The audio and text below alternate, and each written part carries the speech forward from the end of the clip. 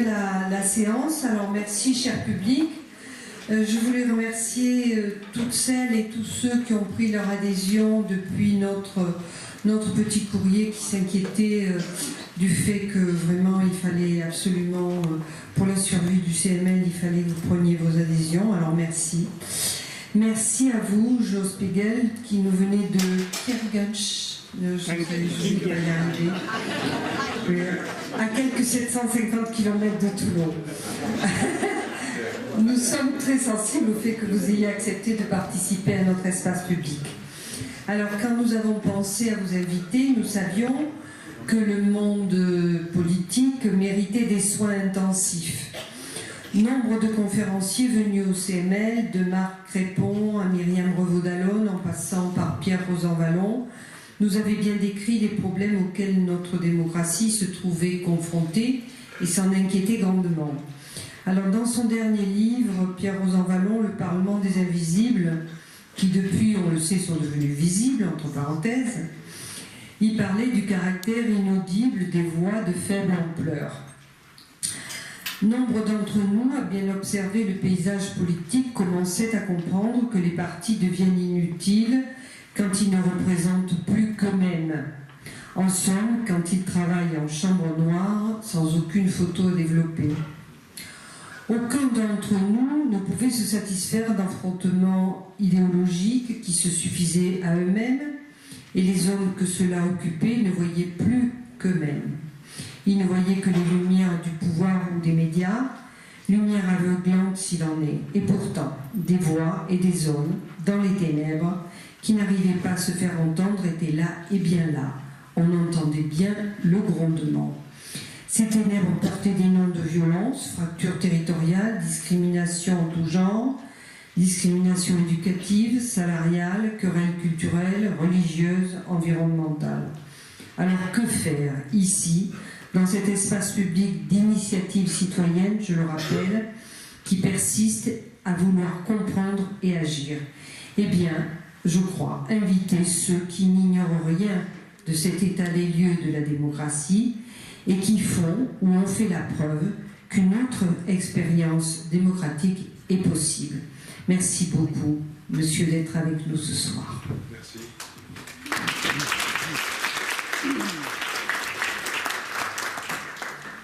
Mesdames et messieurs, bonsoir, chers amis du Collège des Méditerranées, des Libertés. Merci de votre présence. Monsieur Spiegel, l'un de vos ouvrages, vous dites, ce bouquin, c'est « Si on prenait enfin les électeurs au sérieux », page 43, pour ne pas préciser, dans une démocratie formelle, telle que la nôtre, on se limite à créer le désir de participation au moment des élections. On voit aujourd'hui le résultat, une abstention de plus en plus forte et un vote de défiance à l'égard de ceux qui ont des responsabilités. Ce déficit de démocratie, vous l'avez combattu dans votre ville et nous avons hâte que vous puissiez nous faire part de votre expérience mise en pratique dans votre ville de Kingerchen, dans le département du Haut-Rhin. Faut-il rappeler que vous avez été précédemment conseiller régional de 86 et 98, mais également conseiller général de 88 à 2008, mais surtout, et avant tout, vous êtes maire de votre ville depuis 89, voilà donc 30 ans. Pour ne rien omettre vous êtes membre de Place Publique, lancé l'automne dernier par plusieurs personnalités, dont Raphaël Krugman. De plus, vous êtes aussi un animateur du plan climat. Nous vivons dans un vieux pays très jacobin, en Suisse. On réalise au niveau national ce qu'on ne peut faire localement. Chez nous, c'est l'inverse, avez-vous dit. Il est vrai que la compétition vous anime, car, ancien professeur de sport, vous êtes champion d'Alsace de 800 mètres. C'est donc certainement la pratique du sport de haut niveau qui vous a aguerri à la persévérance et à l'endurance. Toutefois, en 2014, vous avez refusé la Légion d'honneur pour dénoncer une démocratie en pas, disiez-vous. Nous prenons très au sérieux votre volonté de mise en œuvre d'une démocratie participative telle que vous le présentez au travers des ouvrages que vous avez publiés, démocratie que vous pratiquez avec succès. Mais notre regret réside dans le fait que le processus démocratique que vous avez institué dans votre commune ne puisse pas être étendu dans toutes les collectivités territoriales françaises. Seule une loi faisant obligation pour tout projet structurant, applicable aux collectivités locales, aux métropoles, aux départements et pourquoi pas aux régions de France, pourrait faire en sorte que les citoyens électeurs aient la possibilité de s'exprimer préalablement, voire même puissent proposer eux-mêmes des initiatives locales. Il faudrait donc aller au-delà des ordonnances en matière de participation, tel que le propose le projet de loi qui devrait désormais garantir une concertation préalable à tout projet. Ainsi, une procédure de concertation serait prise en amont d'un projet confortant l'enquête publique par une participation du public par voie électorale. Ces dispositions sont-elles prévues dans le projet de loi ESSOC? Je rappelle que ESSOC est le synonyme de l'état de service d'une société de confiance dont la philosophie consiste à prendre du temps avant pour en gagner après et d'éviter ainsi les errements, les pertes de temps, les pertes d'argent et même les pertes de vie telles que nous les avons connues avec l'affaire Siemens, qui s'est soldée par la mort de manifestants. Il en est de même pour le projet de l'aéroport de Notre-Dame-des-Landes, qui durant plusieurs dizaines d'années, a vu s'affronter deux camps opposés. Ne vaudrait-il pas mieux arrêter une loi institutionnalisant la création de conseils participatifs tels que vous les avez mis en œuvre dans votre ville, qui, prise en amont des décisions, permettrait de donner des avis pris en compte par le conseil municipal et délibérés en connaissance de cause. Merci, Monsieur Spiegel, pour le suite.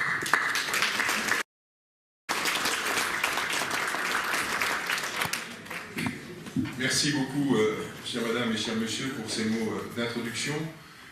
Ça me permet de dire que je viens ici à la fois avec beaucoup d'humilité, parce qu'il y a tant à faire pour démocratiser la démocratie encore, mais en même temps l'espérance. C'est-à-dire que les temps viendront, et ils ne seront pas si lointains que cela, où nous devrons travailler ensemble à une démocratie continue, réelle et effective.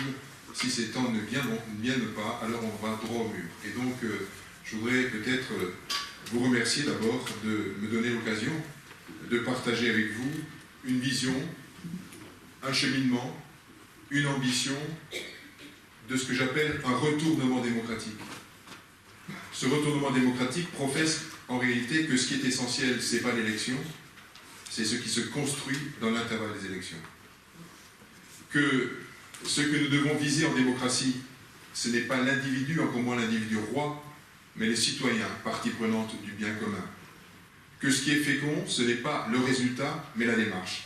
Tout ça pour dire que la démocratie, c'est bien plus que ce qu'on en dit et de ce qu'on en fait.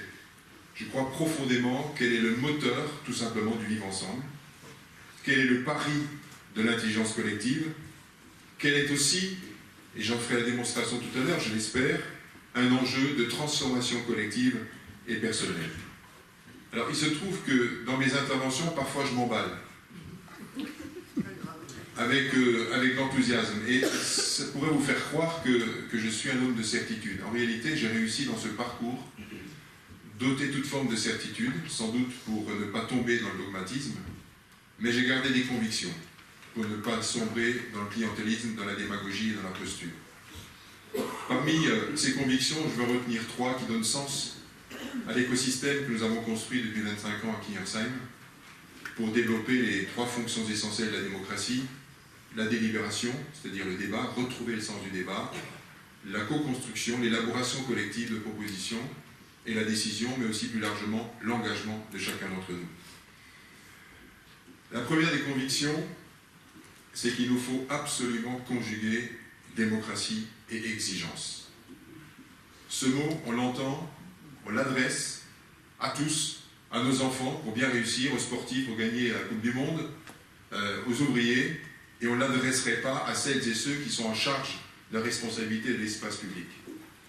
Et je dis souvent que tant que la démocratie est à un stade infantile, il ne faut pas s'étonner que la politique soit perçue par beaucoup de gens comme une cour de récréation. Il faut donc substituer à l'alphabet politicien une grammaire démocratique exigeante. La deuxième conviction, c'est qu'il nous faut concilier vraiment démocratie et transformation. Quand on s'engage, ce n'est pas pour un statu quo. L'alpha et l'oméga de la démocratie, c'est aller vers plus de bien, de beau, de vrai. Eh bien, le cadre conceptuel de la transformation, en tout cas dans notre approche de l'équipe à Kingersheim, ce n'est pas la réforme. D'ailleurs, quand j'entends parler de réforme, j'ai peur. Parce que depuis 40 ans, on parle de réforme, mais souvent c'est une régression. Et puis, ce cadre conceptuel, la transformation, ce n'est pas non plus la révolution. J'emprunte plutôt le cadre conceptuel de la transformation à Edgar Morin, avec sa notion de métamorphose. En fait, nous sommes des acteurs de transition. Transition démocratique, transition écologique, puisque j'ai été un des premiers présidents d'agglomération en 2006 à lancer le plan climat, air, énergie territorial. Comment un territoire s'approprie, mobilise toutes les ressources de sens pour être digne des générations qui sont à venir.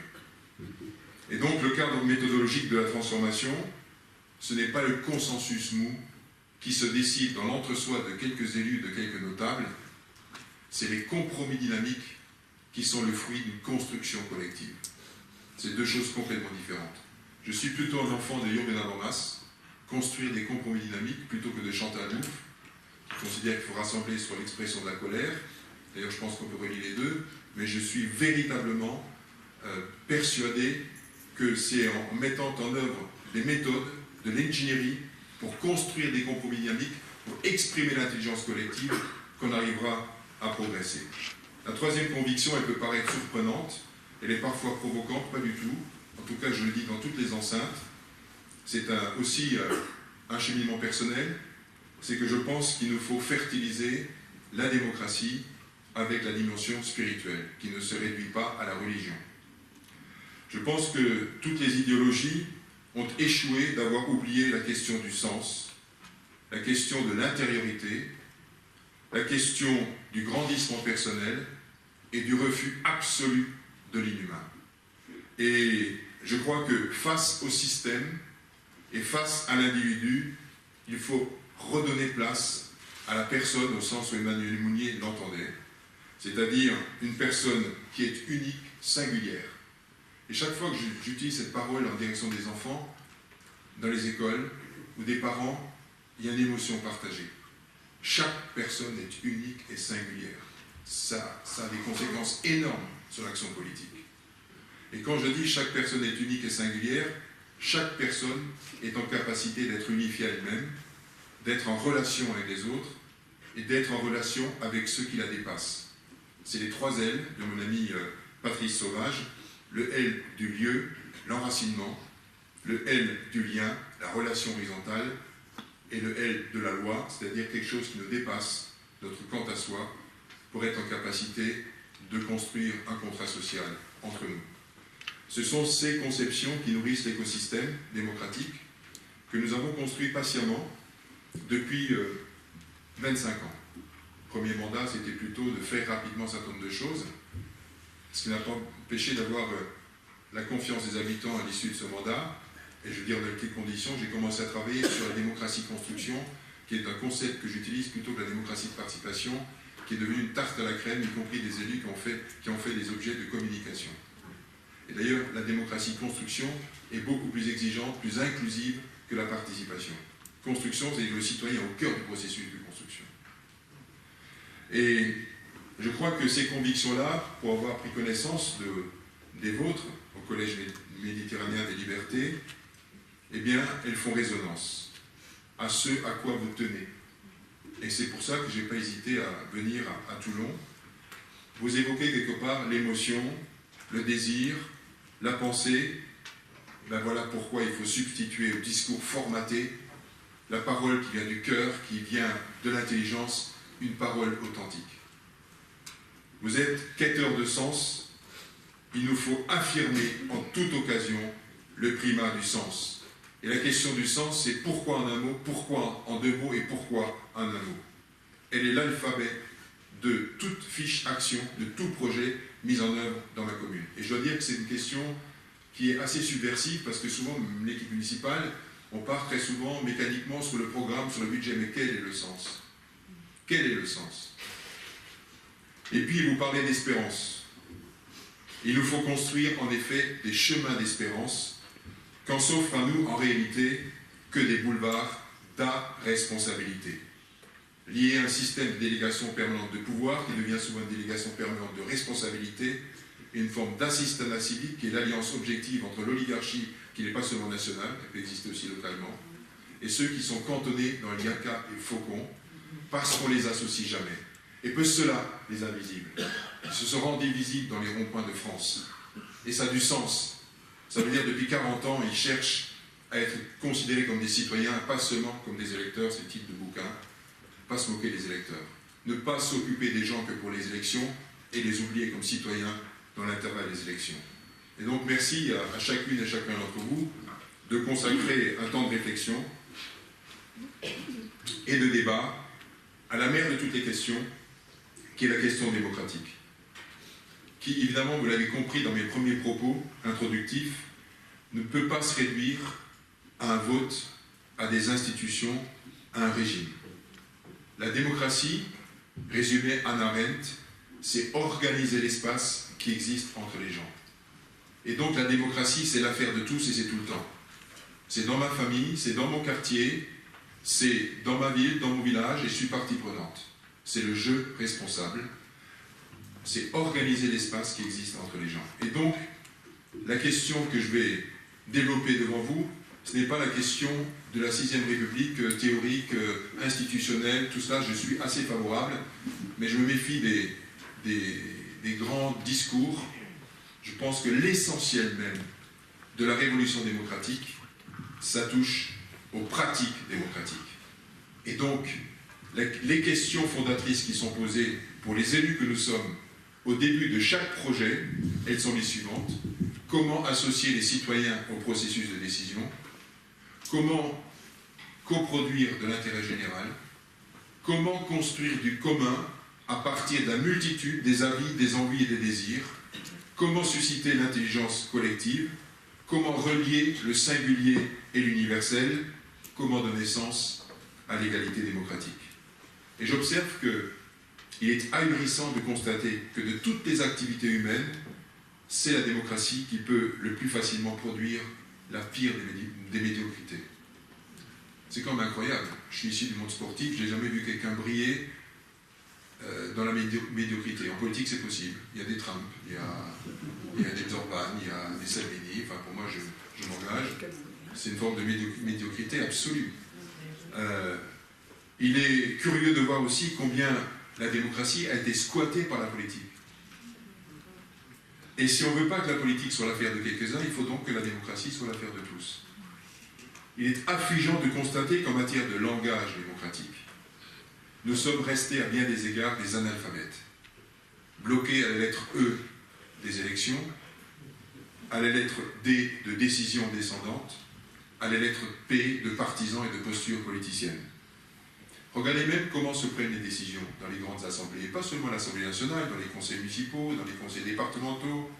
Souvent c'est par l'affect, c'est par la posture politicienne, c'est par l'étiquette, c'est par le rapport de force, pire encore, c'est par la technique, pas dire la technocratie quand le politique est absent, rarement par l'intelligence collective, rarement par l'usage de ce qu'on appelle à Kingersheim une grammaire démocratique qui est issue des états généraux permanents de la démocratie en 2004. Au fond, on a laissé le flou à peu près à ce qui est essentiel, c'est-à-dire comment décider ensemble, comment agir ensemble, comment vivre ensemble.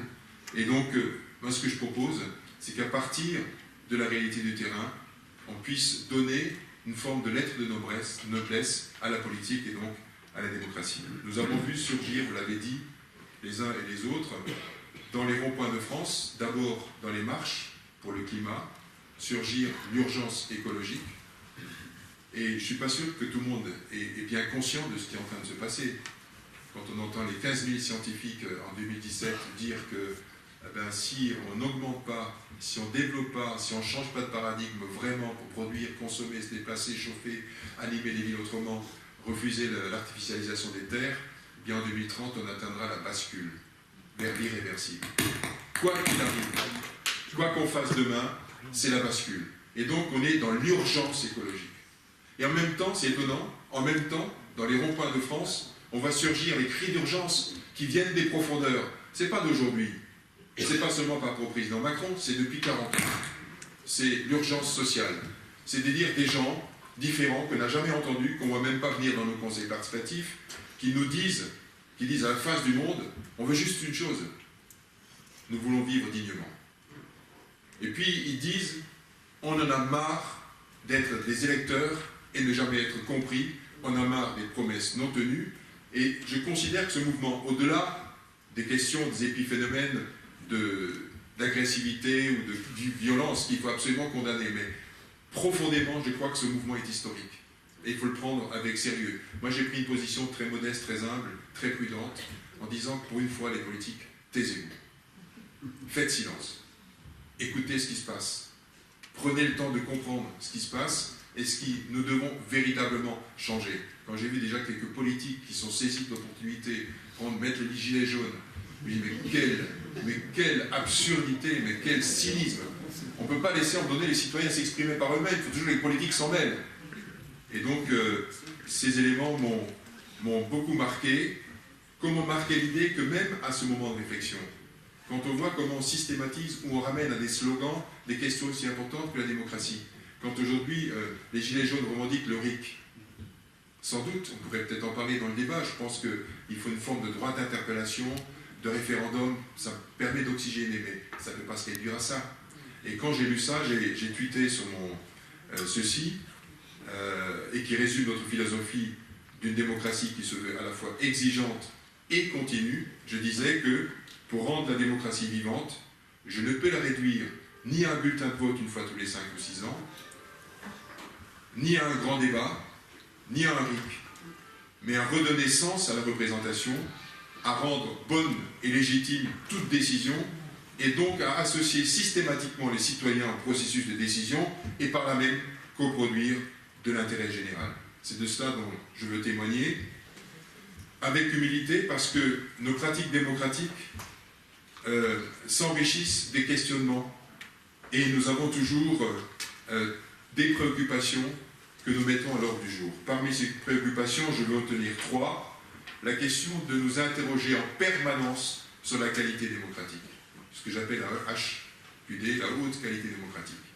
C'est ainsi que nous avons initié, il y a 2 ans, en octobre 2017, les premières rencontres de l'interrogation démocratique, où nous avons consacré une semaine, d'une part une première partie très locale sur les incroyables comestibles, sur la monnaie locale, sur le numérique, la fracture numérique, une partie centrale avec des gens comme Patrick Vivray et d'autres, pour réfléchir aux jours heureux, au programme du Conseil national de résistance et comment on a pu construire un programme de ce type-là à la sortie de la guerre, et avec aujourd'hui les moyens d'un pays très riche, on n'arriverait pas à redonner du sens au social, à l'écologie, à la vie, au bonheur au fond. Et ensuite, nous avons terminé en vendredi et samedi en travaillant sur l'ingénierie démocratique. Comment construire des séquences? Comment éviter à ce que celui qui crie plus fort que les autres prenne le pouvoir dans un groupe? Et on a fait des ateliers apprenants. Donc c'était une première dimension. Et cette année, c'est pas pour faire la pub, mais je précise, c'est le 10 et 11 mai, à Kiersheim, c'est la 2e édition des rencontres de l'interrogation démocratique sur le thème « Pour une démocratie de fraternité, le courage de parler vrai et d'agir juste ». Et nous avons reçu Abdenour Bidar, Jean-Baptiste de Foucault et d'autres il y a quelques jours à l'espace Tival, la salle pleine à craquer, sur laquelle thème la fraternité horizontale. Comment construire la fraternité dans nos cités? D'ailleurs, vous l'aurez compris dans mes propos, que l'utopie que nous portons, c'est une démocratie de fraternité pour une ville fraternelle, peu importe si les trottoirs ne sont pas brillants, mais ce qui est important, ce qui est invisible, cette qualité, cette valeur qui ne se décrète pas, qui ne se délègue pas, qui se construit au quotidien avec les gens, en nous-mêmes, parmi nous. Et donc cette démocratie de fraternité a fait l'objet d'un premier débat. Le 23 avril, nous accueillons Audrey Pulvar, Hélène Lassida et Anne Murat pour réfléchir à la fraternité verticale, c'est-à-dire comment on s'organise aujourd'hui pour être digne en direction des générations qui sont à naître. Pour la première fois dans l'histoire de l'humanité, une génération, la nôtre, est responsable de milliards d'êtres à naître qui, pour nous, déjà, quand ils ne sont pas nés, sont nos frères en humanité. Et donc cette question est fondamentale, et les 10 et 11 mai, on travaillera sur quelque chose qui me paraît essentiel. Quand je parlerai des conseils participatifs, tout ce que nous devons favoriser comme transitivité, c'est le passage du je au nous. Quels sont les obstacles? Quels sont les freins? Et une fois qu'on a trouvé ça, quelle est la cité idéale à l'échelle communale, intercommunale, nationale, européenne, à l'horizon de 2030? C'est l'objet des rencontres de l'interrogation démocratique. Premier élément, nous interroger en permanence sur la question démocratique. Parce qu'au fond, on s'est endormi, on a fait preuve d'une paresse incroyable. On pensait que l'élection était l'alpha et l'oméga de la démocratie, qu'il suffit de donner à quelques élus de décider à la place des gens. Mais honnêtement, on a anesthésié la société sur une question centrale, c'est comment construire ensemble notre devenir. Deuxième préoccupation, c'est l'état d'esprit. Comment passer du pouvoir sur au pouvoir de? Comment partager le pouvoir? Et là, on voit bien que les qualités requises pour conquérir le pouvoir sont strictement contraires aux qualités reprises pour l'exercer et pour le partager. Ce qui me fait dire qu'il faut maintenant intégrer, et je ne suivrai aucune équipe municipale qui n'ait pas en tête cette éthique du partage du pouvoir. Il faut avoir en tête que l'élection, désormais, ne sera jamais que le passeport pour une démocratie continue, réelle et effective. En d'autres termes, les candidats d'aujourd'hui seront des élus demain qui ne seront pas seulement des décideurs, mais des animateurs du processus de décision pour partager le pouvoir avec les citoyens. Troisième préoccupation, c'est évidemment une approche systémique. Je parlerai tout à l'heure d'écosystème.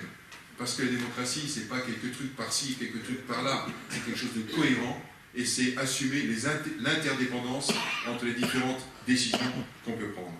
Avant de relater cet écosystème que nous avons construit depuis 25 ans dans notre commune d'Alsace, il nous faut répondre à la question de pourquoi et comment la démocratisation de la démocratie.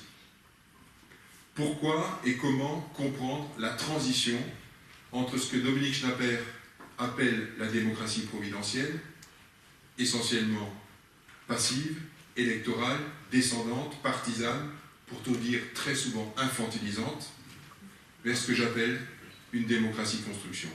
La démocratie providentielle, ça colle à la vieille politique. Vote et tais-toi. Cause toujours, mais je décide. Dormez tranquille, braves gens, je fais à votre place. En gros, c'est le modèle de l'élu magicien, qui produit immédiatement derrière les promesses non tenues et le désenchantement. Et donc, cette démocratie providentielle, il faut lui tourner le dos. En faveur d'une démocratie construction qui est pour moi d'abord une démocratie exigeante. Elle se veut d'abord interactive, pour reprendre les propos de Rosan Ballon. Interactive pendant tout le mandat, c'est-à-dire d'organiser régulièrement des rendez-vous construits, intelligents, préparés entre représentants et représentés. Cette démocratie, construction, je revendique qu'elle soit lente. Je ne supporte pas la dictature de l'immédiat, de la presse, de BFM TV, comme si les choses décident dans l'instant et dans l'instinct. Et la démocratie lente, c'est l'honneur du politique et des citoyens. C'est accepter l'idée d'aller au fond du sujet, accepter l'idée, comme le dit Edgar Morin, que toute question pose complexité, qu'il faut l'approfondir, que la lenteur, ça permet de prendre en compte l'altérité, l'autre différent, l'autre qui est un être, et que nous avons besoin de maturation pour prendre une bonne décision. Eh bien, les conseils participatifs dans notre commune, c'est 1 an ou 18 mois de réflexion partagée, d'aller aux profondeurs, au fond du sujet. Et donc, je suis très loin de tous les démagogues, de tous les populistes, de tous ceux qui vont faire croire que les choses sont simples. Non, je n'ai pas vu une décision dans ma commune depuis, je suis maire depuis 30 ans, qui soit simple. Il y a toujours une dimension juridique, une dimension psychologique, une dimension budgétaire, une dimension démocratique. Bref, il y a tous ces éléments, même dans nos vies privées, on voit bien que les choses ne sont pas simples. Pourquoi pourrait-on croire que l'espace public, les choses sont simples?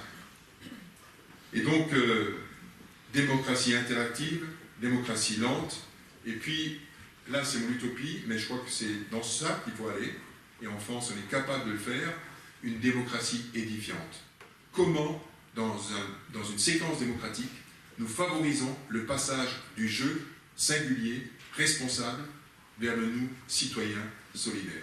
Comment je passe du jeu au nous? Comment je passe de mon cas particulier important, mais pour construire l'intérêt général et le bien commun? Comment je passe du discours immédiat, du court terme, vers le discours du long terme qui permet les conversions en profondeur? Eh bien, quand on dit ça, quand on est dans cette démocratie édifiante, alors le rôle de l'élu va changer. Il ne fera plus pour les habitants, il fera avec les habitants. Il ne sera plus dans un face-à-face stérile entre magiciens et consommateurs, mais dans un côte-à-côte coproductif. Il ne sera plus dans le tout ou rien qui ne fonctionne nulle part, ni dans notre vie couple, ni dans notre vie professionnelle, ni dans notre vie associative. Pourquoi le tout ou rien fonctionnerait-il dans l'espace public? Les choses sont tellement complexes. Voilà. Et donc, l'élu va changer de calibre. Il sera décideur, parce que je crois à la représentation à condition qu'il représente. Et qu'il ait été auparavant, avec ses équipes, avec les ingénieurs de débat public dont je parlerai tout à l'heure, eh bien des animateurs du processus de décision, d'associer les citoyens, les ressources de sens, les experts. Et non seulement il sera cela, mais il ne sera pas seulement un fournisseur d'équipements publics, mais aussi de services publics, pour favoriser encore davantage une forme de consumérisme, mais il sera aussi le souci d'être un catalyseur du potentiel citoyen dans notre commune. On ne naît pas citoyen, on le devient. Alors comment peut-on envisager ce retournement démocratique? 3 éléments de réponse. Le premier, ça se décide nulle part. Il n'y aura pas de loi pour le faire. Il n'y aura même pas de discours pour le préciser. Je crois qu'il faut travailler sur son propre rapport au pouvoir. Et qu'un rapport humble au pouvoir, c'est un gros travail personnel. Ça rejoint un peu la question démocratie et dimension spirituelle. Et en fond, ça pose aussi le sens de l'engagement. Souvent en séminaire, on se réunit, les équipes de l'équipe municipale et les collaborateurs, et on s'interroge toujours sur le sens et comment prendre soin les uns des autres au service du bien commun. Mais plus profondément, c'est un combat. C'est un combat fort tous les matins que je me lève. C'est un combat entre l'ego et le service. Entre la pesanteur et la grâce, pour citer Simone Weil, qui est une philosophe exceptionnelle, ou entre Eros et Thanatos, entre la vie et la mort. Est-ce que je choisis de prendre les traces de Mandela ou celles de Trump? Au fond, c'est la question qui est posée à chacun d'entre nous. Et puis, le deuxième élément de réponse, c'est le discernement sur nos propres pratiques. C'est pour ça que je parle d'interrogation démocratique, et en équipe de s'interroger sur comment on avance sur la question de participation des citoyens, sur la fraternité, sur est-ce que l'intérêt général a pris le pas, est-ce qu'on progresse dans ce domaine. Eh bien, il m'a fallu un mandat pour réfléchir à ça. Et le déclic, ça a été 2 choses, mais je dirais juste une, sinon je serais trop long. C'était les réunions de quartier. Je faisais les réunions de quartier, j'avais plutôt la bague rouge, je préparais ça comme une course de 800 mètres. J'ai toujours préparé. Et puis, les réunions de quartier, vous avez le maire, le directeur des cabinets, les élus, tout ça, le politburo, et je nettoie ma... et en face, les habitants sont considérés comme des consommateurs, l'élu comme un magicien, nous les fournisseurs, et en face, les clients. Et bien, j'ai très vite compris que cette relation d'élu-habitant, fournisseur-client, ne sert pas du tout l'utopie que je me fais d'une communauté humaine, d'une ville, communauté humaine, qui va être en co-responsabilité. L'ambition, c'est de construire une ville en co-responsabilité. Donc c'est toute l'idée au-dessus des autres. Et comment chacun prend sa part. C'est pas seulement le colibri, c'est vraiment dans tous les domaines de la vie. Et du coup, nous avons changé d'outil. Au lieu de faire les réunions de quartier, franchement, il y a du monde. Il y a plus de monde qu'aujourd'hui, parce que dans les outils qu'on propose, il y a une dimension d'engagement des habitants, ce qui n'est pas simple. Et donc, à la place des réunions de quartier, on a organisé les diagnostics en marchant. C'est-à-dire qu'on a donné rendez-vous aux habitants quartier par quartier. Nous avons cheminé avec eux, j'aime bien ce verbe d'action, pour moi c'est la démocratie, cheminer ensemble pour voir ce qui ne va pas et pour voir qui de la commune, des habitants, des organisations peuvent prendre leur part. Diagnostic en marchant. Et puis on diversifie les outils. L'an dernier, au mois de mai, juin et juillet, nous avons organisé les rencontres en quartier, dans les différents équipements de la ville. 5 minutes d'introduction du maire pour expliquer le sens de la soirée. Et puis, les habitants sont partis en table de discussion, 8-10 personnes au maximum. À chaque table de discussion, un élu juste pour écouter, être maître du temps et apporter des informations que n'auraient pas les habitants. Ensuite, un collaborateur ou un agorateur, des citoyens engagés, pour animer le débat. Et enfin, parmi les habitants présents, un rapporteur. Et nous avons proposé 2 temps de discussion. Un premier temps de 3/4 d'heure, qu'est-ce qui ne va pas dans ma rue, dans mon quartier, dans ma ville. Et il est normal qu'on commence par cela. Et à partir de cela, vous le formalisez sur le post-it, on va le centraliser, vous le collez dans le cahier qui sera le cahier de doléances. À Kiersheim, c'était l'été dernier. 500 post-it différents qui regrouperaient 10 préoccupations. La première, c'est l'insécurité routière. Ce qui montre aussi la peur des gens. Que dans une société de peur, il n'y a pas d'accident globalement, mais il y a une peur. Et il faut la prendre en compte, et du coup, nous ouvrons une séquence démocratique pour des rues pacifiées, avec les habitants, quartier par quartier, rue par rue, comment on construit non pas ils ne connaissaient pas le mot, mais comment nous poser la question de la bienveillance. C'est pas un peu catho, ça, ou c'est pas un peu utopique Et en fait, je dis, vous êtes acteurs, bénéficiaires ou témoins de bienveillance. C'est-à-dire des gens qui veillent au bien, qui font du bien, qui veillent au bien. Eh bien, vous avez noté, parce que moi, je pense que la ville, c'est pas seulement le maire, c'est pas les équipements publics, c'est pas que les rues, mais c'est l'immense richesse humaine que forment les 13 000 habitants de la commune. Et du coup, les gens se sont mis à parler du voisin bienveillant, plutôt que le voisin vigilant. Ils ont échangé, mais ils ont gardé le réflexe quand même que la bienveillance, ça peut venir que de la collectivité. C'est-à-dire qu'il passe ce transfert et dire « je suis acteur de bienveillance ». Et du coup, nous, on était contents parce que finalement, ils disaient beaucoup de bien de la municipalité et au hit parade des satisfactions, c'est l'écoute des élus et la réactivité du personnel communal. 40% sur l'ensemble des thématiques, donc on était plutôt contents, mais on aurait préféré encore plus de témoignages pour dire comment se construit la bienveillance dans notre ville.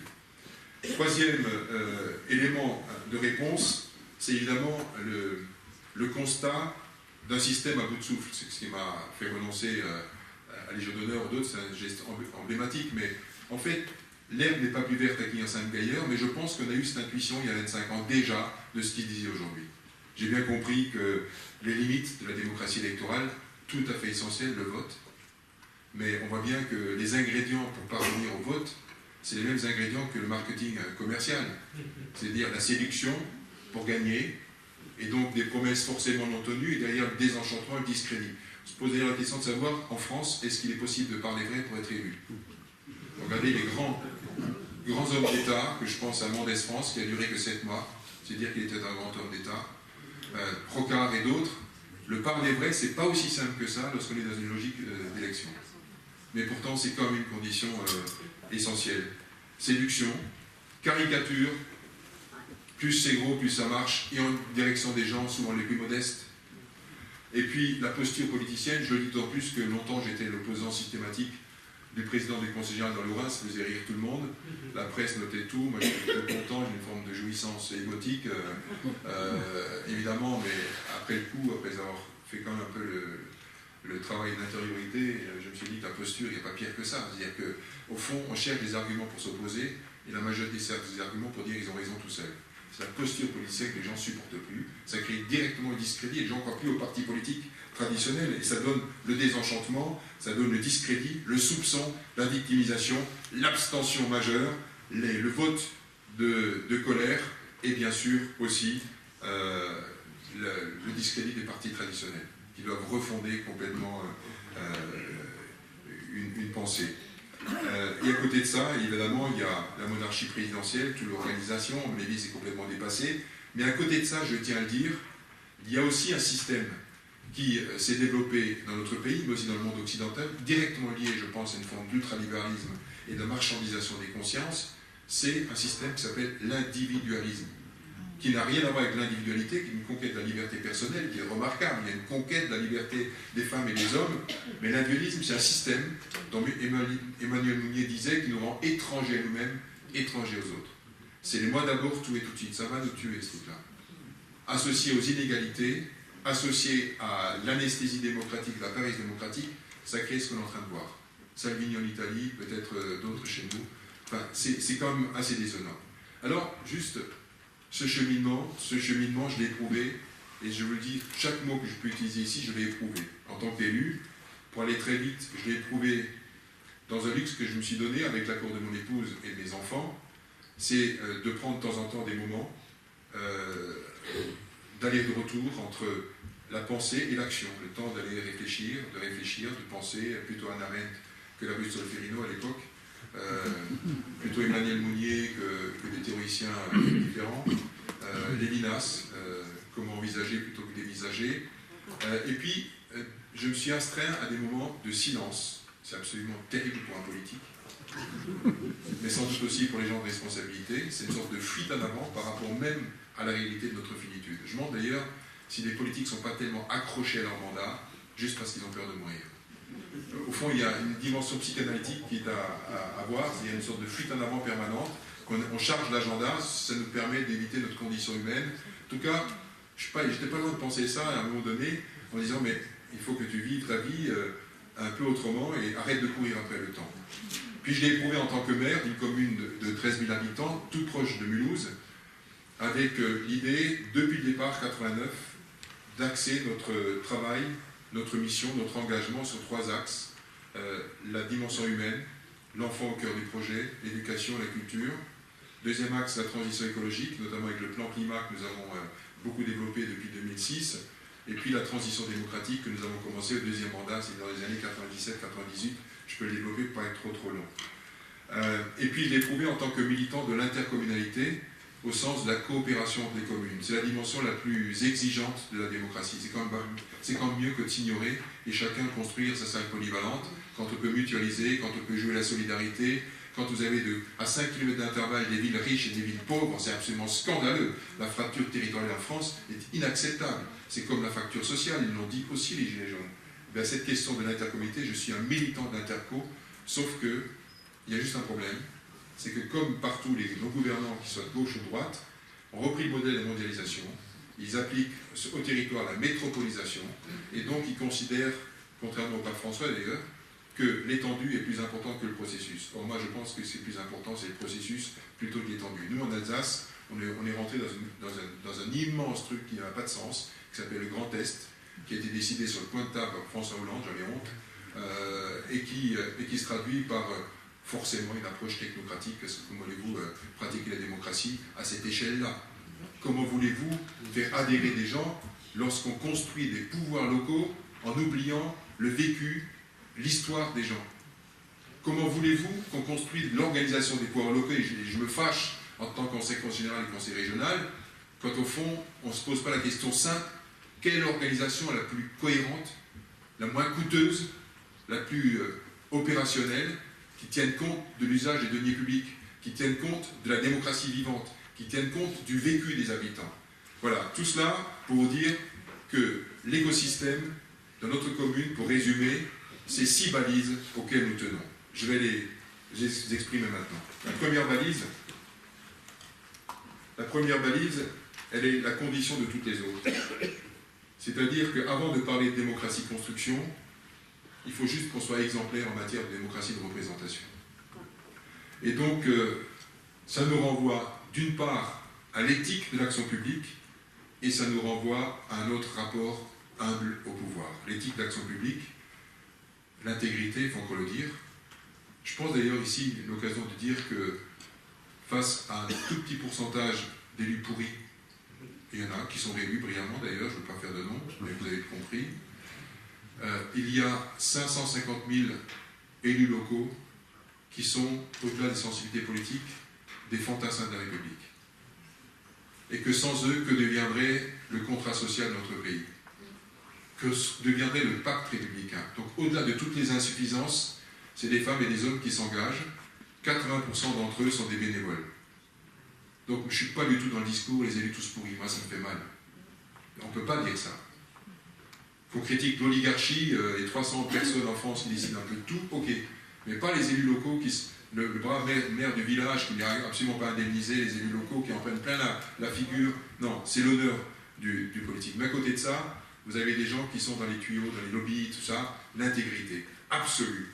Deuxième élément important, et je le dis ici, je l'ai dit tout à l'heure, le pouvoir, la volonté, la capacité de parler vrai, en toutes occasions. Troisièmement, la congruence entre ce qu'on dit et ce qu'on fait. Et moi, je ne me baladerais pas partout en France si je ne pouvais pas dire, à l'issue de ces 5 mandats, que chaque fois, on avait dit ce qu'on allait faire et on a fait tout ce qu'on a dit qu'on allait faire. Et que pour les faire, on est passé par une démocratie de construction avec les habitants, avec les experts, avec les partenaires associés. Ça, c'est pour l'éthique d'action publique. Le rapport modeste au pouvoir. Moi, en tant que conseiller général, j'en ai fait des coupées de ruban. J'en ai fait des inaugurations. Et moi, je pense qu'il faut des signes symboliques qui donnent à voir plus de sobriété, plus de simplicité dans l'espace public. Je donne 2-3 exemples. Dans ma commune, je ne fais plus d'inauguration. Il n'y a plus de coupées de ruban. On les remplace par des temps d'appropriation par les citoyens eux-mêmes. Parce que quand vous avez cette image à la télé, où les mecs se bousculent pour être sur la photo, vous avez le sénateur du coin qui n'y est pour rien parce qu'il n'a aucune compétence locale. Le député, c'est pareil. Le conseil général, si ça va bien, il est pour 22%. Le conseil régional, pour 7 ou 8%, s'il est bon. Et puis l'élu local qui porte le dossier, souvent dans les villages, qui trouve à peine à se faire voir, il y a tous les notables, qui portent le ruban parce qu'il pèse des tonnes. Cette image-là, elle est insupportable. Moi, du point de vue de l'élu que je suis, je ne pourrais plus le faire.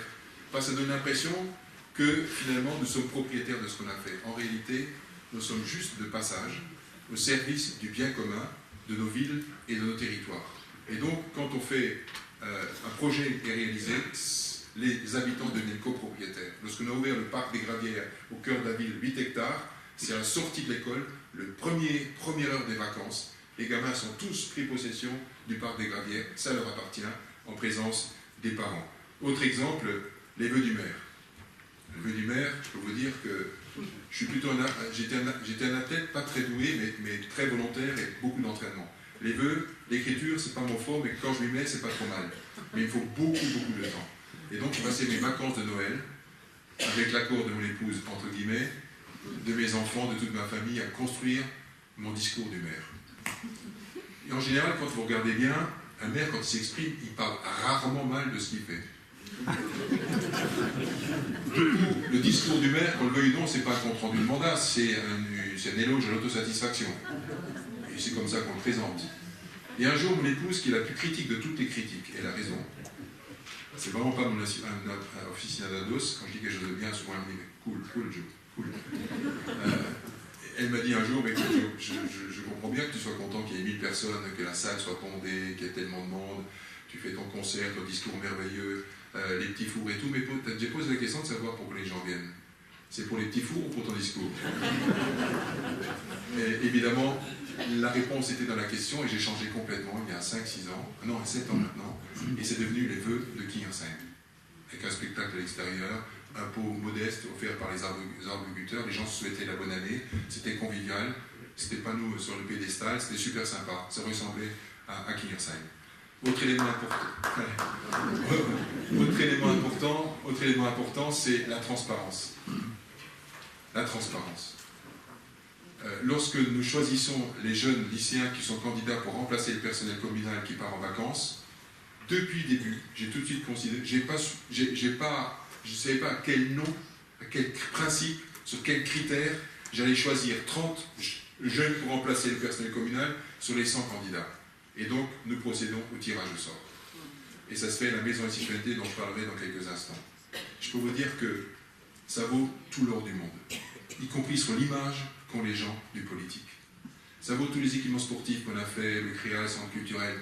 Quand vous avez les enfants et les jeunes qui sont accompagnés par leurs parents, que la maison de citoyenneté est remplie, que vous dites que moi je ne sais pas un nom de quoi, mais je veux qu'il y ait de l'équité, de la transparence, qu'il n'y ait pas de clientélisme, qu'il n'y ait pas d'opacité, et que chacun doit avoir la même chance. Quand j'ai vu un père, papa d'un jeune Mohamed, pleurer parce que son fils a été retenu, ça vaut tout l'or du monde. Et cette égalité démocratique, cette égalité républicaine, ça mérite d'être vécu en dehors des discours du 8 mai et du 11 novembre. Et je pense que ça, c'est des éléments très importants, la transparence, l'équité, l'égalité. Donc ça, c'est la base. Deuxième élément important, j'ai vu qu'il y avait des lieux d'activité humaine dans tous les domaines de l'activité humaine, sauf pour la démocratie. Vous avez des écoles pour les enfants, heureusement, des usines pour les ouvriers, vous avez des stades pour les sportifs, et il n'y a pas de lieu dédié aux pratiques démocratiques. Eh bien, à Kingersheim, on ne peut pas imaginer qu'il y ait des enfants sans classe, des sportifs sans équipements sportifs. On ne peut plus imaginer aujourd'hui qu'il y ait des citoyens et des associations sans la maison de la citoyenneté. Elle est à la démocratie ce que la forge est au forgeron. Elle est autant la maison des citoyens que des élus, autant la maison de la concertation au sens très général du terme et très ambitieux que de la décision. C'est là que se déroulent les débats publics, c'est là que se déroulent les conseils participatifs, c'est là que se déroulent les jurys citoyens, c'est là que se déroulent les conférences de consensus, c'est là que se décide aussi le conseil municipal qui vient prendre une décision après que la phase décisive ait été mûrie par toutes les ressources de sens. Donc ce lieu, la maison citoyenneté, elle est importante et elle traduit même par la configuration des trois espaces la volonté de fertiliser trois cultures politiques qui existent dans cette salle, qui existent en nous et qui, en France, s'ignorent et s'affrontent en permanence. Vous traversez le parvis Jean Moulin, qui représente la culture de la résistance, et donc de l'indignation, de la critique, du contre-pouvoir. Vous enjambez l'espace Jean Jaurès, qui représente la culture de l'utopie, de la vision, de ce qui est à advenir, et vous arrivez dans l'Agora Pierre Mendès France, qui représente la culture de l'éthique, de la régulation, du principe de réalité. Eh bien, toute personne qui vient à la maison de la citoyenneté, elle est souvent porteur de l'indignation, de l'utopie, de l'engagement. L'important, c'est que le temps qu'on consacre à la séquence démocratique dans cette maison de la citoyenneté puisse être le fruit de la fertilisation des trois cultures, celle de l'utopie, celle de l'indignation et celle de l'engagement. Et je suis persuadé que ça fait mal aux partis politiques parce qu'ils ne peuvent pas suivre ça. Ils ne peuvent pas suivre puisqu'il faut être partisan. Eh bien, dans l'intervalle des élections, je dépolitise le sujet, mais je mets la politique à un haut niveau. C'est-à-dire, on la met en situation où chacun donne le meilleur de soi. Je viens avec ma colère, je viens avec mon indignation, je viens avec l'utopie, mais je sais aussi que je rencontre le principe de réalité. Et c'est ça qui fait qu'au fond, qui permet de construire des compromis dynamiques. Troisième balise, et c'est le principe même de ce qu'on fait à Kingersheim et qui constitue la démocratie continue, réelle, effective. Il n'y a pas un projet mis en agenda, soit porté dans le cadre du contrat municipal sur la base duquel nous sommes élus, soit porté par des habitants par une pétition, je trouve qu'il n'y en a pas assez d'ailleurs, eh bien il n'y a pas un projet qui ne fasse pas l'objet d'une séquence démocratique forte avant que la décision puisse être prise. Cette séquence doit être décisive et avoir un impact réel sur le décisionnaire, à tel point qu'aujourd'hui, lorsqu'on est au bout de la maturation d'un conseil participatif, en conseil municipal, je suspends la séance pour permettre aux représentants des différents collèges, je donnerai la composition tout à l'heure, de développer les propositions qu'ils ont construites, soumises au vote des élus.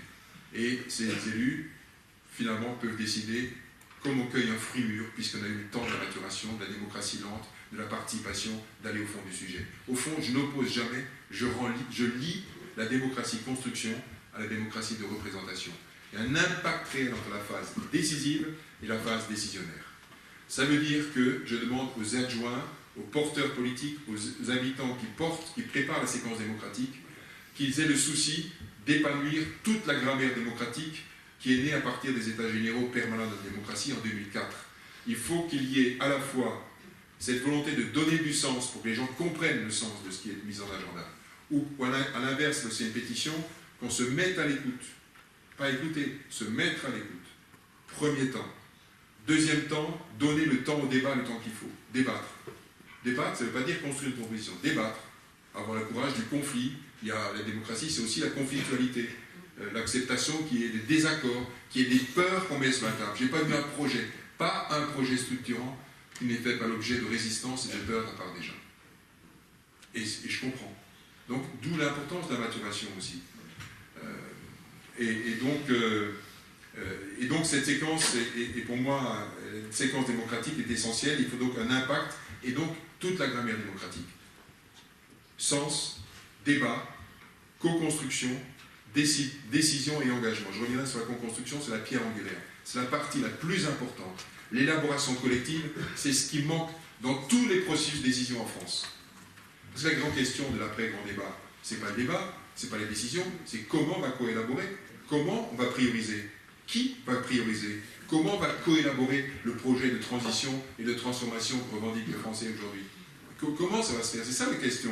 Et en fait, pourquoi il n'y a pas de fatalité à mettre les gens que dans le débat et les citoyens que dans la décision.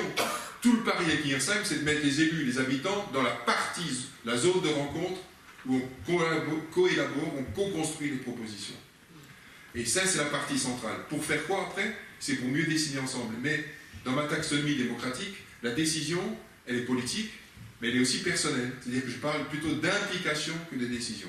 Et je trouve qu'il n'y a pas de différence de nature entre une décision prise par le conseil municipal pour le plan climat et une décision personnelle pour le plan climat. Il n'y a même pas de différence de degré, il y a une différence de nature. Mais chacun est engagé, comme le colibri, à faire avancer les choses. Et donc, j'arrive maintenant à l'outil privilégié que nous avons construit avec IRSAIM, par essai-erreur, le temps de maturation, qui sont les conseils participatifs. Comme leur nom l'indique, c'est vraiment au cœur du sujet, comment on co-construit les propositions. Composition des conseils participatifs. À quel moment? D'abord, c'est à l'issue de la réunion publique. En fait, la séquence se déroule ainsi. Information, invitation de toutes les personnes concernées. Oubliez personne. Premier temps, acte fort, réunion publique. C'est l'acte qui institue la séquence démocratique. À partir de cette réunion publique, nous construisons, nous composons le conseil participatif. Avec des personnes volontaires, parce qu'il ne faut pas décourager l'encouragement, et en même temps une partie qu'on réserve au tirage au sort, parce que souvent les personnes qui se déplacent, c'est souvent les retraités, c'est souvent nous, qui ont un potentiel extraordinaire, mais qui ne représentent pas tout le monde, mais qui sont souvent toujours les mêmes, les TLM, positifs. Et donc, pour la composition du collège des habitants, personnes engagées et personnes tirées au sort. Et parmi les personnes engagées, celles qui seraient concernées directement par le projet et qui pourraient être embêtées par le projet, pour éviter le NIMBY, Not in my backyard, parce que ça c'est une donnée fondamentale. Tout le monde veut son école, mais pas près de chez soi. Tout le monde veut un stade, mais pas près de chez soi. Tout le monde veut un parc public, mais pas près de chez soi. Donc il faut que les personnes qui ont peur de chez soi, de près de chez moi, puissent faire partie prenante du conseil participatif. Ils ne peuvent pas être majoritaires, sinon il n'y a pas d'intérêt général. Mais ils doivent être là pour dire leurs inquiétudes, pour trouver des solutions. Sur la question des limites du parc des Gravières, on a trouvé ensemble des solutions, ça a mis du temps. Et donc, je l'étais où là, sur le conseil Composition. Philosophie. Ça rejoint la charte de gouvernance que nous avons faite pour la rénovation démocratique, mais je ne vais pas l'exposer là, on va peut-être entendre le débat. La philosophie, c'est juste l'inverse de ce qu'on voit de l'espace politique. C'est-à-dire, on refuse, et c'est une charte d'engagement, on n'est pas dans les certitudes et on n'est pas dans l'affrontement systématique. Si on n'est pas dans l'affrontement, la philosophie, la valeur que je veux développer, c'est la fertilisation croisée des points de vue différents. Ça rejoint la métamorphose. C'est comment on se donne le temps d'avancer par essai-erreur, puis tout d'un coup, paf, il y a une idée qui surgit par maturation, qui est prise en compte par consentement par l'ensemble de l'Assemblée et du Conseil participatif, puis on revient ensuite dans les tables de discussion.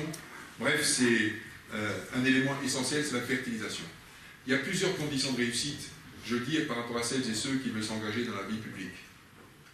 La première condition de réussite, c'est qu'il faut que vous puissiez démontrer que le Conseil participatif est issu de la base démocratique la plus large possible, que personne n'a été oublié. Très important. Deuxièmement, il faut veiller à la qualité de la représentation, il faut qu'elle soit diverse, c'est ce que je disais. Vous ne pouvez pas réguler un débat public si l'Assemblée n'est pas plurielle. La pluralité est une chance. Anna Arendt disait, la démocratie c'est la pluralité. Il faut qu'elle soit très diverse. Il faut que le débat puisse avoir lieu entre des sensibilités très différentes. Troisième condition de réussite, c'est la formation au départ. Vous ne pouvez pas commencer une séquence démocratique si vous n'avez pas le même sens des mots et le même niveau de compréhension des enjeux. Donc là, il faut du temps. Lorsqu'on associe les habitants à la révision du plan local d'urbanisme, j'avais dit juste un mot qui élève le débat public, c'est le sens du politique, c'est son honneur et c'est son rôle. C'est pas de décider à la place des gens, c'est de fixer le cadre, c'est d'impulser, c'est de donner un horizon. Je dis écoutez, faites ce que vous voulez, mais songez simplement, et je tiens là-dessus, pour moi c'est le périmètre non négociable, notre commune est un coin de la planète. Et j'ai pas envie qu'elle perde en vrille, qu'elle parte en vrille. Donc, du coup, on a en revenu première séance de travail, qu'est-ce que c'est que le facteur 4 des accords de Kyoto? Qu'est-ce que c'est que le Grenelle de l'environnement? C'était à l'époque du Grenelle de l'environnement. Qu'est-ce que c'est qu'un schéma de cohérence territoriale? Comment l'économie, le social, l'environnement doivent se jouer? Qu'est-ce que c'est la loi SRU avec mixité sociale? Bref, tous des éléments traduits en langage pédagogique, parce que très souvent je dis à mes adjoints, vous êtes des technos, parlez simple aux gens. Le PLU, c'est la vision de la ville d'ici 20 ans. Faites l'effort de traduire vos trucs en pensée normale, simple. Et donc, pour nous, c'était important. Deuxième soirée importante, et ça, c'est très compliqué. Une des raisons majeures du réchauffement climatique, c'est l'artificialisation des terres, puisque plus vous éteignez, allongez, moins vous pouvez faire des transports publics communs parce que ça coûte très cher, plus vous prenez des bagnoles, plus tout ça. C'est une des raisons du réchauffement climatique, l'artificialisation, et en plus, c'est en train de tuer la biodiversité. 70% des vivants morts à 30 ans, il faut commencer à réfléchir quand même. Eh bien, si vous voulez avoir une démographie des gens à accueillir dans vos communes, il faut accepter une forme de densité. C'est la question la plus difficile. Quelle densité humaine? Quel équilibre entre le besoin d'environnement et le désir d'environnement et le besoin de logement? Donc c'est des sujets conflictuels au départ, sur lesquels il faut donner un accord. Et du coup, vous rentrez sur des ratios. Combien d'habitants par hectare? Quels écoquartiers? Vraiment, quels écoquartiers? Donc c'est vraiment... c'est très important de commencer, de revenir au sens de l'éducation populaire, au fond. Quatrième condition de réussite, et c'est l'honneur du politique, c'est de fixer au départ le périmètre démocratique. Qu'est-ce qui est négociable? Qu'est-ce qui ne l'est pas? Tant du point de vue des valeurs, parce qu'entre nous, on dit Demos, Kratos, la démocratie, mais Hitler a été élu démocratiquement. Trump a été élu démocratiquement. Donc moi, j'arrive plus à parler de démocratie sans lui donner un adjectif. Et donc moi, je parle systématiquement maintenant de démocratie de fraternité, parce que je n'en veux pas d'autre. C'est peut-être compliqué, mais on ne peut plus continuer simplement à dire qu'on va démocratiser la démocratie. D'ailleurs, ceux qui sont les plus fachos, ça ne pour rien qu'ils demandent un certain nombre d'outils qui fait qu'en fond, ils viennent César au bout du compte, qui se prennent pour le peuple, et donc quand ils sont critiqués, ils pensent que c'est le peuple qui est critiqué. Enfin, c'est quand même comme ça que ça se passe. Hein. Donc il faut faire attention à ça. Et donc, le périmètre démocratique, je crois au pouvoir intermédiaire, je crois au rôle du politique, je crois au rôle des représentants à condition qu'ils représentent et qu'ils aient une vision. Et donc le périmètre démocratique est très important, quitte à le débattre avec les habitants. C'est l'objet d'un premier débat. Mais si vous ne le faites pas, vous créez de la frustration. Parce que les gens viennent avec beaucoup d'espoir, ne sont peut-être pas forcément conscients des limites budgétaires, et je peux vous dire qu'aujourd'hui, elles sont vraiment limitées. Elles sont limitées, les budgets, donc c'est un élément important. Puis, dernière condition, l'avant-dernière, c'est qu'il faudrait, c'est l'objet d'un premier bouquin que nous avons collectivement construit en 2013, qui s'appelle « Faire renaître la démocratie ». Et dans le chapitre consacré à l'exigence démocratique, j'avais proposé que dans tous les bassins de vie, on ait des ingénieurs du débat public, qui secondent les élus. Parce que les élus, ce n'est pas leur profession que d'animer un débat public. Moi, je vois des maires de villages qui sont d'une bonne volonté, mais d'une bénévole, des militants, des gens engagés. Mais quand ils viennent faire le remembrement de la commune, ils ont autant de fusils à la place des yeux en face d'eux. Mais comment voulez-vous qu'ils débattent sur un truc? Ça ne s'improvise pas. Et moi, je pense qu'il y en a besoin autant qu'on a besoin d'ingénieurs pour les bâtiments, pour les routes, d'ingénieurs pour faire de l'intelligence collective. Et pour faire aussi du vivre ensemble, du débat public de qualité, de l'intelligence. Donc je pense qu'à un moment donné, on y arrivera à ça. Parce que ça permet aussi aux maires, aux élus d'être dans la commande, dans la décision in fine, et pas être à la fois l'animateur du processus lui-même de décision. Donc l'ingénieur, puis le dernier élément, c'est la restitution. Si vous voulez faire de la haute qualité démocratique, les conseils participatifs sont maximum 80 personnes. On ne peut pas faire plus. Sinon, c'est pas la masse. La démocratie, c'est pas la masse. Mais le problème, c'est que quand vous avez 80 personnes, dont des élus, des habitants, des experts, on devient tous des experts. Et on risque de se détacher de la base. Donc on revient à la défiance. Et donc il faut, on va encore plus loin. C'est dommage, je ne passe pas encore le mandat, mais j'en reviens pas du tout. Mais il faudrait aller encore beaucoup plus loin. Je demanderais à ce que les habitants soient eux-mêmes représentés, peut-être par vote, par les habitants eux-mêmes. Donc il faut aller plus loin pour qu'il y ait une sorte de crédibilité encore plus forte dans les processus de décision. Mais en fait, la condition, c'est qu'à chaque fois qu'on arrive sur des décisions intermédiaires, eh bien, il faut qu'il y ait une restitution par Internet, voire par forum intermédiaire, pour que les gens sachent où on est dans le processus de décision. Donc c'est des conditions de réussite essentielles. Dernière chose, j'aurais pu vous parler encore du désir démocratique, parce que, contrairement à ce qu'on croit, les gens sont bien d'accord pour donner un avis, mais pas forcément pour travailler pendant 18 mois sur un projet. Donc comment créer... Et puis je les comprends, hein, je veux dire, même parmi eux, je peux le dire tout de suite, un des échecs, c'est ceux qu'on voit sur les ronds-points aujourd'hui. C'est des gens qui sont tellement dans les fins de mois difficiles qu'il ne faut pas leur demander de travailler sur le bien commun. Ils ont du mal à gérer leur propre truc. Et puis aussi, vous avez beaucoup de gens qui considèrent qu'au tirage au sort, je dis non, le maire est sympa, mais je ne suis pas capable. Il y a des gens qui vous disent, on a tellement biberonné les habitants sur l'idée qu'avec les élus qui savent, qui est certains auto-centrés s'auto-définissent comme étant incapables de produire la démocratie. Donc c'est comme des choses incroyables, mais c'est vrai. Donc on a fait aussi d'organiser régulièrement des Olympiades de la démocratie. 98, j'ai fait le tour de la ville à pied, je peux revenir là-dessus. 2004, on a lancé les États généraux européens dans la démocratie. 83% de réponses à la grammaire. En 98, 43% des gens ont répondu au questionnaire que j'avais distribué de main à main par l'ensemble de notre ville. En 2011, on a essayé de décliner localement le pacte civique qui dit que comment construire une ville créatrice de sens, sobre, juste, fraternelle, comment faire passer le message que les transformations dans notre ville, ce n'est pas seulement les politiques, mais aussi les organisations, mais aussi les citoyens. Et en 2015, on a fait Agora 15-20 pour essayer de toucher plus de gens, notamment les invisibles, on n'y est pas arrivé, notamment sur des projets concrets à faire, pas seulement à décider, pas seulement à réfléchir, à faire. Il y a 300 personnes qui sont inscrites sur vingtaine de groupes, avec des questions ouvertes, des suggestions, des choses positives quand même. Et à cette occasion, on a systématisé l'idée que chaque projet, chaque séquence est préparée en amont par des équipes projets, dont des habitants, qui auront été formés il y a 2 ans. J'ai mis 20 000 € pour une formation des habitants volontaires, des collaborateurs et des élus pour animer le processus, donc un peu des ingénieurs des débat public.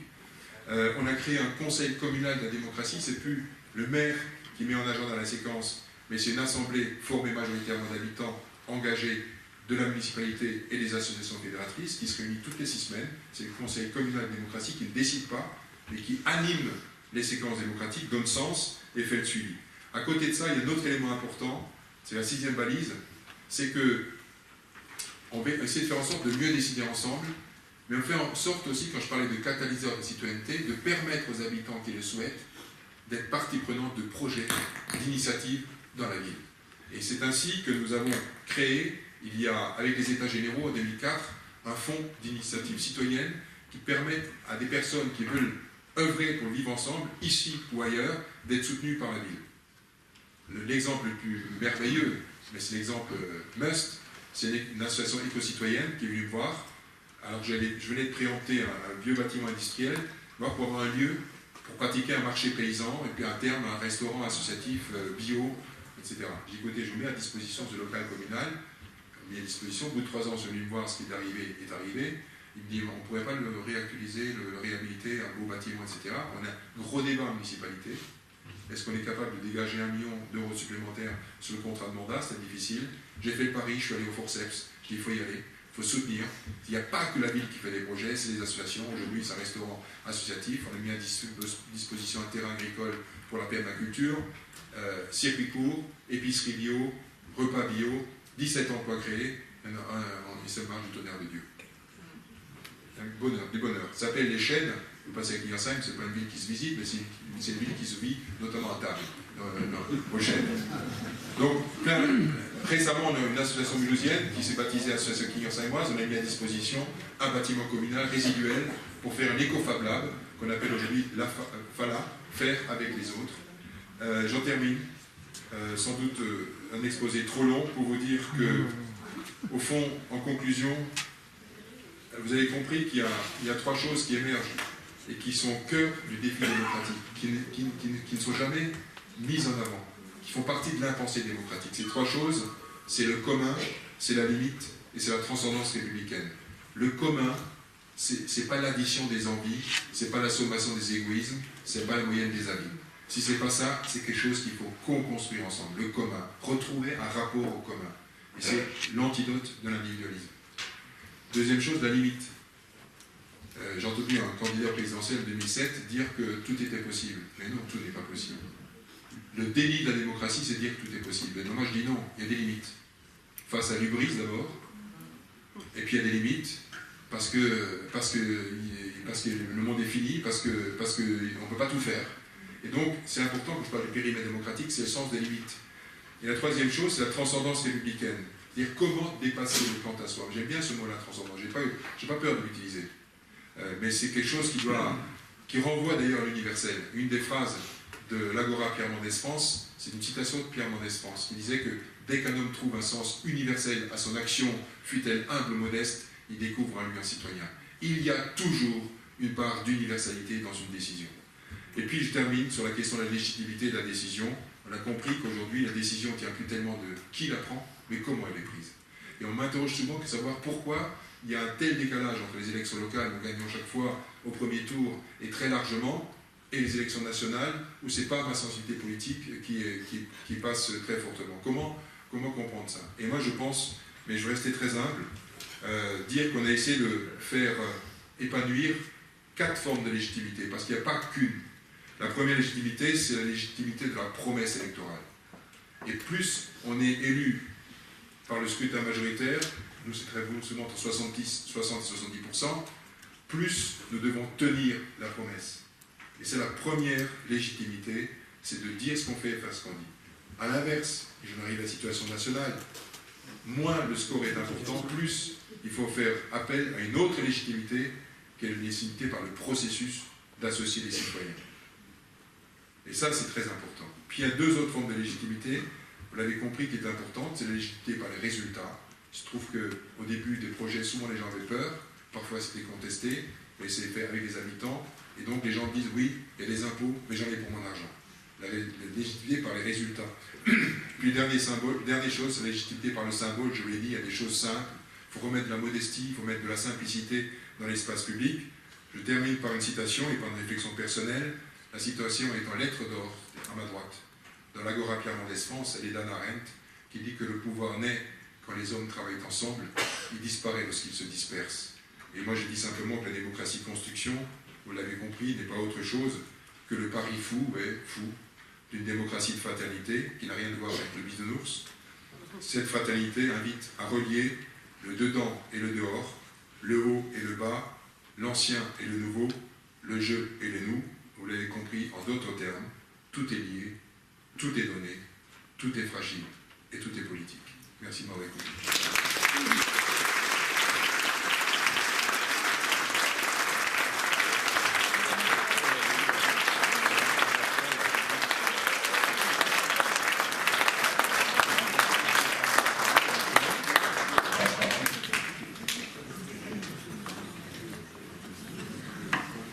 Première question. Ah.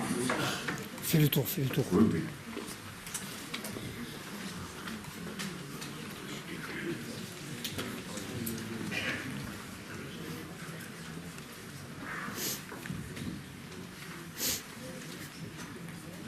Bonjour Monsieur le maire. Pour avoir habité pas très loin de l'Alsace, je voudrais vous poser une question sur la composante sociologique de vos 13 000 habitants. Les mines de potasse ayant disparu, l'agriculture étant très faible, de quoi vivent vos 13 000 habitants? Il y a Peugeot à côté, bien sûr. Quelle est la composante de vos 13 000 habitants? Sociologiquement, beaucoup d'ouvriers, d'employés, cadre moyen, 5% de cadre supérieur. Donc c'est une ville périurbaine, classique, ayant d'ailleurs par ailleurs assez bien reconverti le bassin potassique. C'est un travail énorme que nous avons fait avec l'Europe, le contrat de plan État-région, avec peu de moyens de la communauté commune, mais vraiment une diversification environnementale, économique et sociale. Et pour nous, c'est plutôt une belle réussite, cette reconversion.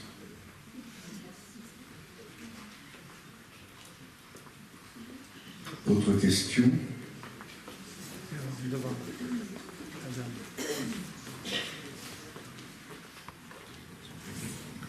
Sur les 13 000 habitants, vous avez combien d'actifs et combien de chômeurs? Voilà, juste ça. On a 9% de chômage. 9% de chômage. En Alsace, il y a un phénomène important, c'est le travail transfrontalier qui nous permet parfois d'être un peu à un niveau en dessous des niveaux nationaux du chômage. Mais il est là. Il est là.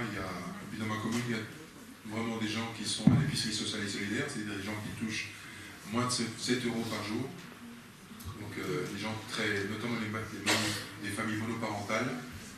On a aussi de plus en plus de cadres, classes moyennes et supérieures qui se déplacent parce qu'on a une politique très dynamique en direction de l'enfant dans la ville, notamment avec un projet culturel de loisirs qui est aujourd'hui apprécié.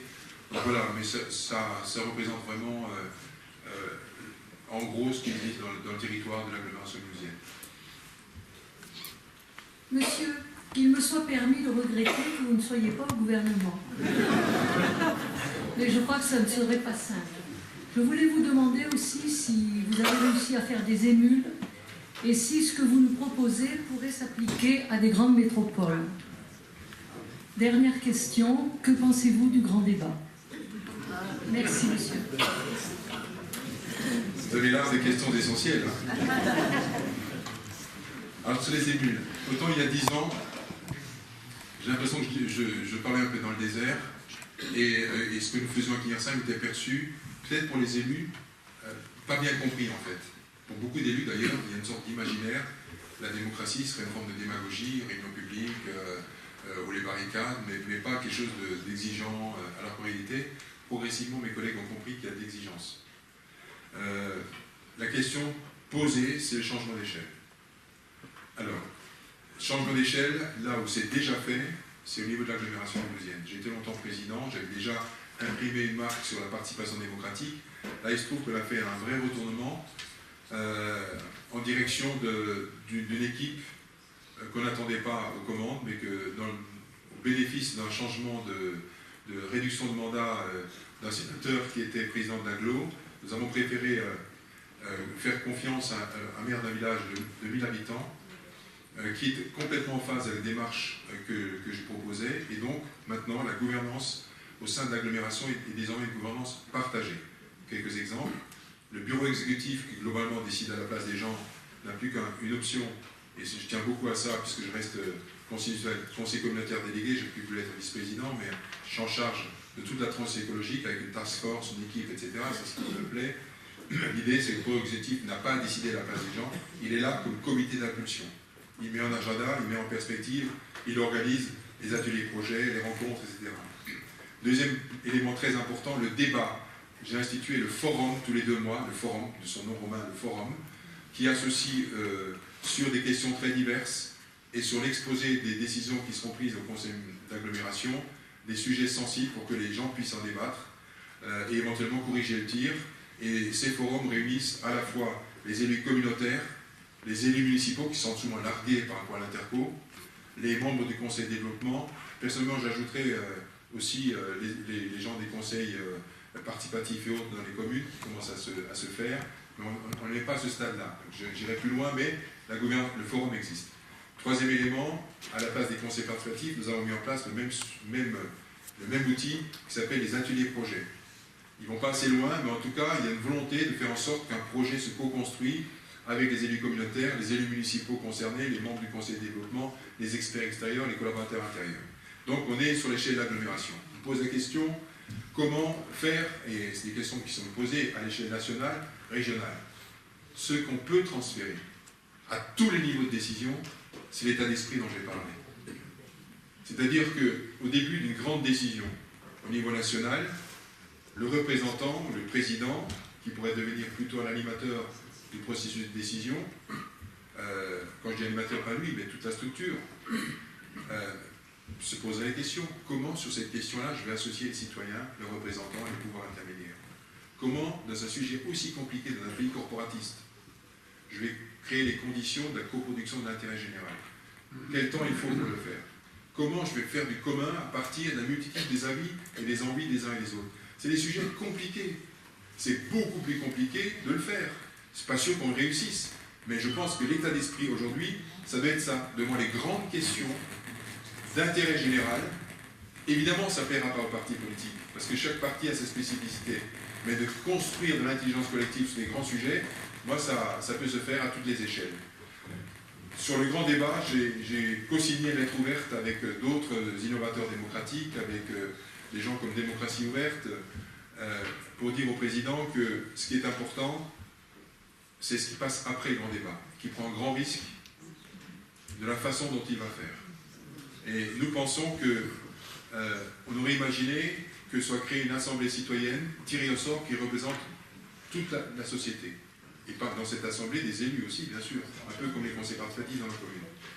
Qui se prennent le temps, avec algorithme ou pas, mais qui se donnent le temps d'analyser les choses en profondeur. Et surtout, qu'ils soient créateurs d'un référendum à questions multiples qui permettrait d'interroger la société et d'avoir une réponse sur le degré de changement souhaité par rapport à une question qui est quand même essentielle. Comment, et c'est pas seulement Macron, c'est aussi avant, Chirac, qui a été élu, en fait c'est un vote par défaut pour beaucoup de gens face à Le Pen. Chirac face à Le Pen, Macron face à Le Pen, il n'y a pas le choix. Deuxième tour, je ne vais même pas une seule seconde, j'ai voté Macron. Mais en votant Macron, je ne suis pas d'accord avec l'ensemble du projet, comme beaucoup de Français. Et donc comment, quand on est élu à 18% des inscrits au premier tour, c'est ceux qui croient à ce projet-là, il reste quand même la différence des Français qui voudraient voir autrement. Et donc le conflit qu'on va surgir, c'est la différence entre celui qui voulait appliquer son programme, ce qui sur le plan de l'éthique est vrai, mais quand il représente 18% des inscrits, comment voulez-vous qu'il n'y ait pas de résistance et des questionnements de la société civile? Donc mais c'est au bout d'un mouvement, c'est historique, ça fait 30 ans que ça se joue. Ça pose d'ailleurs la question de mode de suffrage universel, ça pose la question des institutions, puis du Sénat demain, parce que moi je pense qu'il est inutile. Il devrait être remplacé par l'Assemblée citoyenne, tiré au sort, avec un vrai contrôle, avec une capacité prescriptive de dire, de voter, de faire veto à toutes les décisions qui se jouent contre la planète, votées par les députés, à s'opposer à tous les lobbying, à faire veto à toutes les choses qui détricotent encore davantage le programme national de la résistance, tout ce qui fait qu'aujourd'hui, les gens se sentent atomisés. Donc je pense qu'il y a à réfléchir sur plein de choses. Moi, je réfléchirais aussi, je vais plus loin dans votre question, à une école qui soit enfin l'école de la coopération, et pas de la compétition. Et cette dimension est fondamentale, ça part de là. C'est-à-dire permettre de développer les habiletés sociales, celle qui reconnaît à l'autre une chance, une différence. L'autre est une chance. On n'est pas d'accord, ben, tant mieux, on apprend à construire ensemble des accords. Ça se fait au Danemark, ça se fait au Québec. Et c'est ça l'école de la citoyenneté. Et je pense qu'il faut vraiment, il faut sortir de cette compétition outrance, de cette forme de mondialisation qui dépasse les gens. Les gens sont dépassés par l'histoire aujourd'hui. Alors qu'en fait, ils sont un potentiel citoyen, une capacité d'agir que je vois tous les jours dans ma commune. C'est ça qu'il faut. Il faut arrêter d'étouffer les gens, en fait. Oui, bonsoir, Michel Pierre. Je suis un associatif depuis le conseil de quartier jusqu'à France Nature Environnement Régional. Et nos associations, on regroupe très peu de monde. Or, je considère que j'ai beaucoup appris. Il y a de la formation, il y a de l'auto-formation, et je n'ai pas entendu dans le discours de place pour les associations. Telle est ma question. Oui, je n'en ai pas parlé, mais c'est tellement évident que dans les conseils participatifs, ils siègent en tant que pouvoir intermédiaire, en tant qu'organisation. Ce serait une erreur que de s'adresser seulement aux citoyens.